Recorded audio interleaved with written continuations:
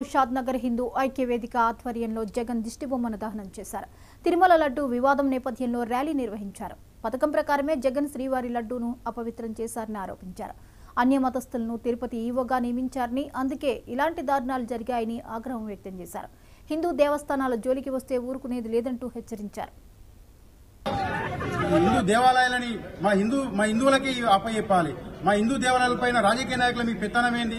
హిందూ దేవాలయాన్ని ఇప్పుడు ప్రతి ఒక్క దానికి సొంతంగా ఉంది. ఇప్పుడు క్రిస్టియన్ మిషనరీలు వారి క్రిస్టియన్లు మెయింటైన్ చేస్తారు. ముస్లింల వక్ఫ్ బోర్డుని వాళ్ళు నిర్వహించుకుంటున్నారు. ఈరోజు హిందువులని దేవాలయాల సొమ్ముతో తీసుకొని హిందూ దేవాలయాల ఆస్తులని మీరు ఈరోజు గుంజుకొని హిందువుల పైన దాడి చేస్తుంటే మీ హిందువులు కూర్చొనేటట్లు లేము. మీ అందరినీ ఖబర్దార్ అని చెప్పి హెచ్చరిస్తున్నాను.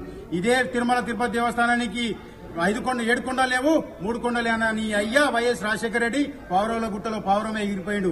బిడ్డ నువ్వు ఇలే వెంకటేశ్వర స్వామి దగ్గర జోలికి వస్తే నువ్వు కాకుల గుట్టకు పాలవుతావు తప్ప వేరేదేం ఉండదని చెప్పి నేను హెచ్చరిస్తున్నా.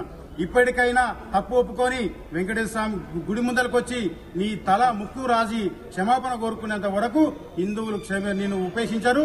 నీ పార్టీని సమూలంగా బొందబెట్టేంత వరకు హిందువులు ఒప్పుకునే పరిస్థితే లేరు.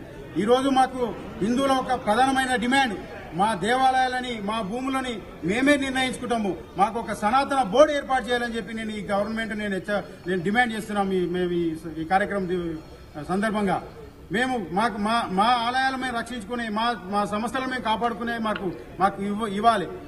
లేని ఎడల మాకు హిందువులకు ఏ పార్టీ సపోర్ట్ చేయదో వాటిని మా హిందువులు ఎవరు సపోర్ట్ చేయరు. మాకు ఎవరు అనుకూలంగా ఉంటారో వాళ్ళకే మా సంపూర్ణమైన మద్దతు తెలియజేస్తామని చెప్పి. పశ్చిమ గోదావరి జిల్లా భీమవరంలోని శ్రీ పద్మావతి